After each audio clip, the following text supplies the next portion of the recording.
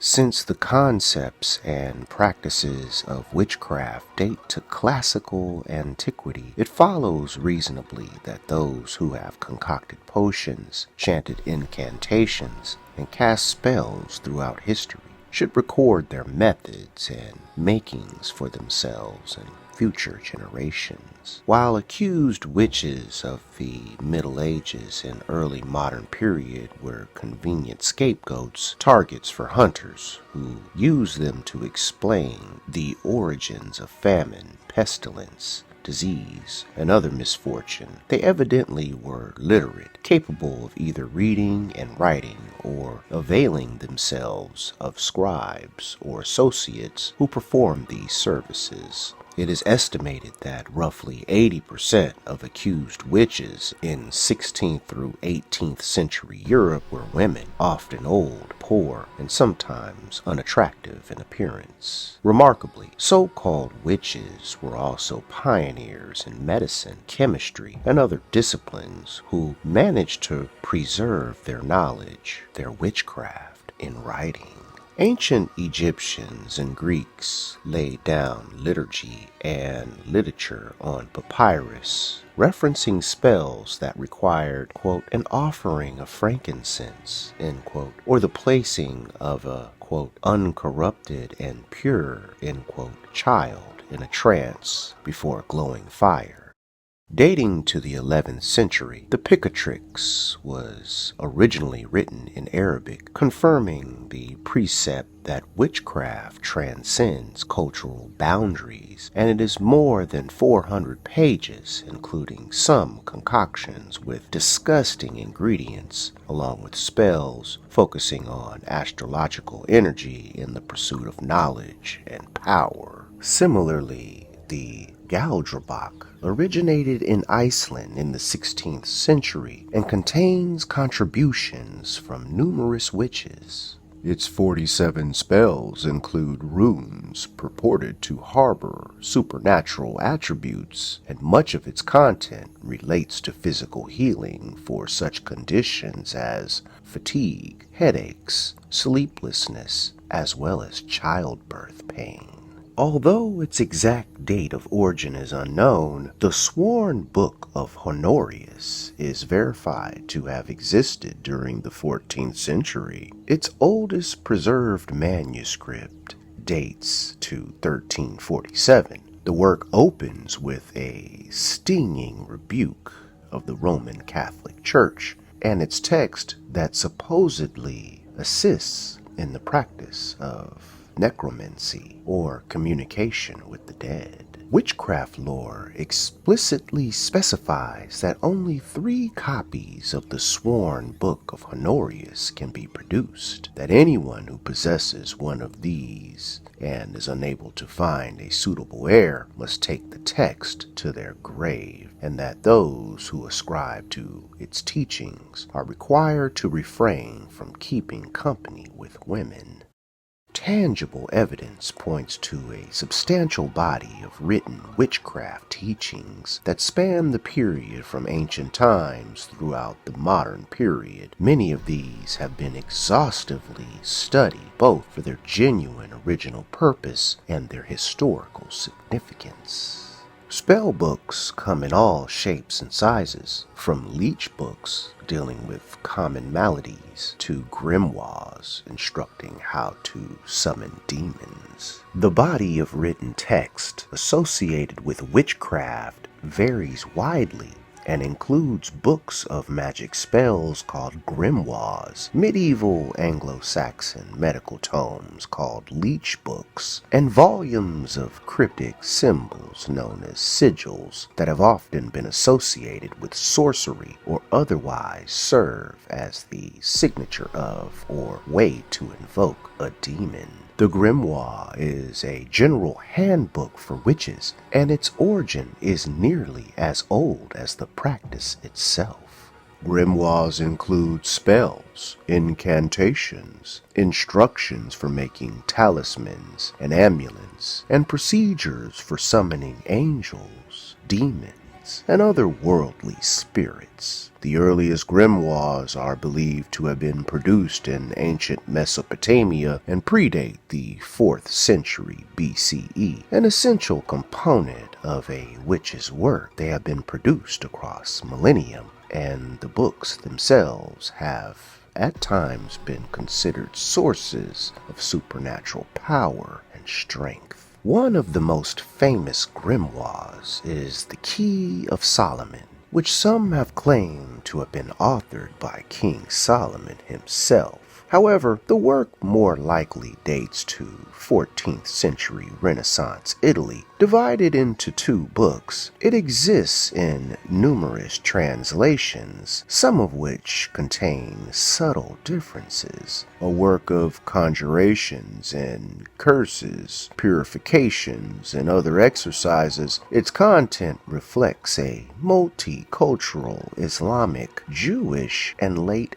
antiquity Greco-Roman influence. The best-known book of its type, Bald's Leech-book, dates to the 9th century, and a single manuscript housed in the British Library in London survives. Divided into 2 sections, the first dealing with external maladies and the second with internal conditions, the Leech-book offers practical cures for headaches, shingles, and aching feet. Medieval witches used sigils as representations of angels and demons that they might call upon, and the grimoire, the Lesser Key of Solomon, lists 72 demons representing the hierarchy of hell and their corresponding sigils. Presenting a demon sigil was thought to provide the witch with some degree of control over it. Sometime during the late 1940s, Gerald Gardner, the acknowledged father of Wicca, wrote his Book of Shadows, subsequently introducing it to the members of his Bricketwood coven. While Book of Shadows is a term generally used to describe a witch's personal volume containing their own incantations and rituals,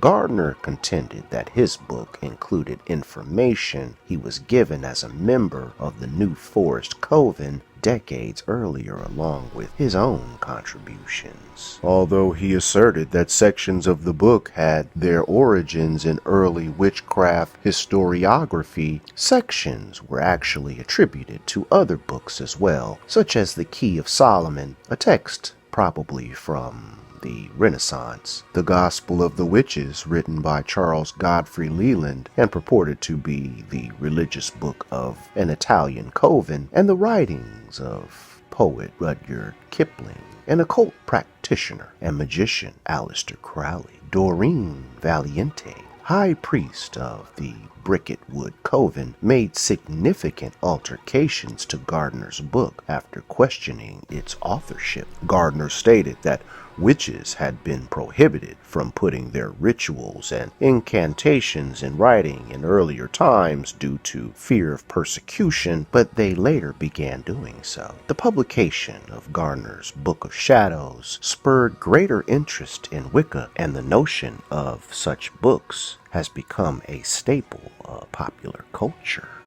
The witch persona revolves around a relationship with the devil and the ability to cast spells, predict the future, heal the sick, and place curses. After their arrest, accused witches were subject to harsh interrogation and torture. Confessions were extracted under duress, and they were often based strongly on suggestion, ranging from flying on brooms, poles, or animals, to meeting with the devil, involving seduction, debauched ritual sex, and selling of souls in exchange for dark power. Accused witches were stripped and searched for marks on their bodies, signs the individual was the devil's own. Witches would cast spells for many purposes, from finding love to improving financial or social position, punishing enemies, and removing warts. Those willing to pay might purchase a spell for a good harvest. Conversely, witches were also accused of murders, including deaths of children, During the Middle Ages, a significant climactic cooling period occurred. Witches were blamed for crop failures, pandemic diseases, and any increases in criminal activity that followed. After the Black Death swept through Europe in the 14th century and decimated villages, the attitude towards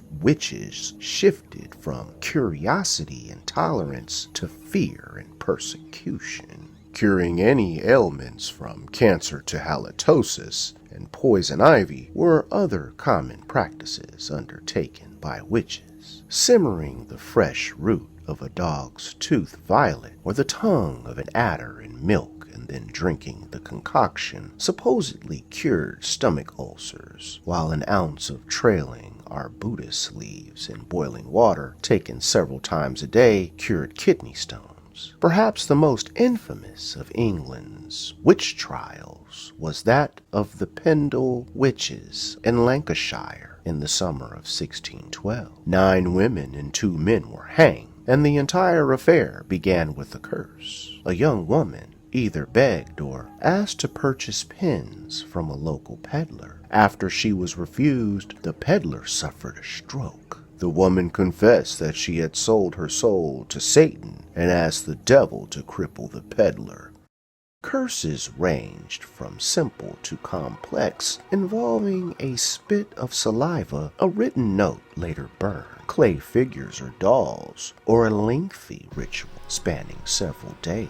Despite this, witches were consulted for their clairvoyance or precognition. One English witch, Mother Shipton of Knaresborough, Yorkshire, is believed to have predicted the invention of trains, planes, automobiles, and the telegraph centuries before they appeared. Amulets and charms were also believed to be effective protection, carried or hung in windows. These consisted of bags of herbs, sigils, or miniature everyday items such as nails or horseshoes. Spells in a witch's arsenal afflicted neighbors' children with strange symptoms and behavior, conjured the spirit of a dead man, manipulated the weather to produce rain or snow, caused an individual to suffer nightmares, cast a love spell to win the heart of a man, cursed enemies with continuing bad luck, provided protection from diseases, rid neighbor of an unwanting husband, recovered a lost object, or silenced a gossiper. There were some things that were available as protection from a witch's maleficium. Here are just a few. In Europe, the custom of placing a dead cat within the walls of a house persists to this day. While serving as a good luck charm, the cat's remains are also believed by some to repel or lure a witch away from the premises. Although some have asserted that cats were once walled in alive, forensic evidence of dried carcasses suggests that the placement occurred after the animal had died. Dead rodents or birds have been discovered along with cats as well. The ancient elf arrow, actually an arrowhead made by Neolithic peoples, was believed to have been used by elves to hunt cattle and inflict pains called elf shot on humans. However, when recovered, they could be used as charms or amulets, often worn around the neck and adorned with silver to ward off witches. Elves' arrows were never to be sought, but were found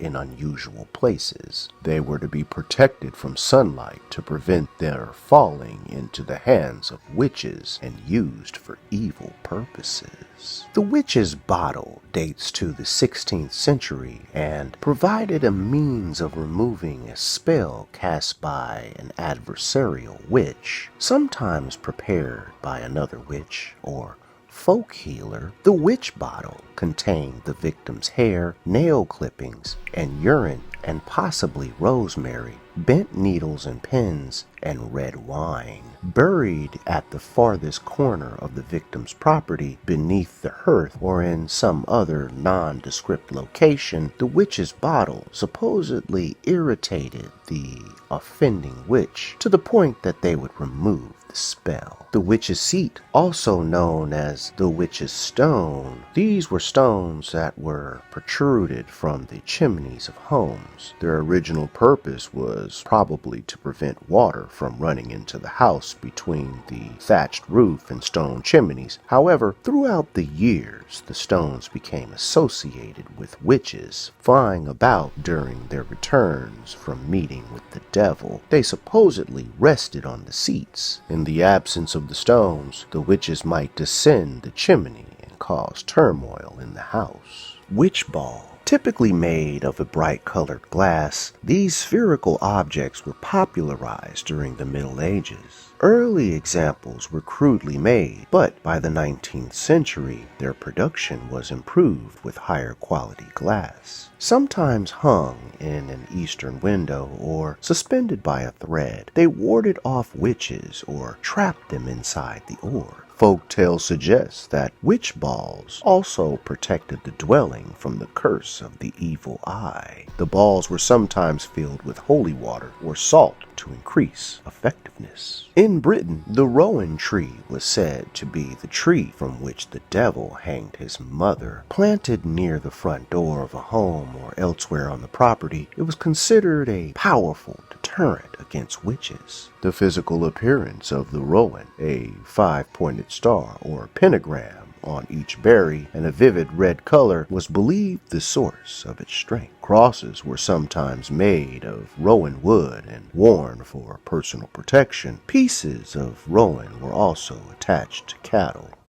Hey y'all, listen, High Velocity Philosophy is a brand new channel, and I'm just going to do whatever I want on here. And if you like this kind of content, I really appreciate it if you liked, shared, and subscribed to this channel, all right?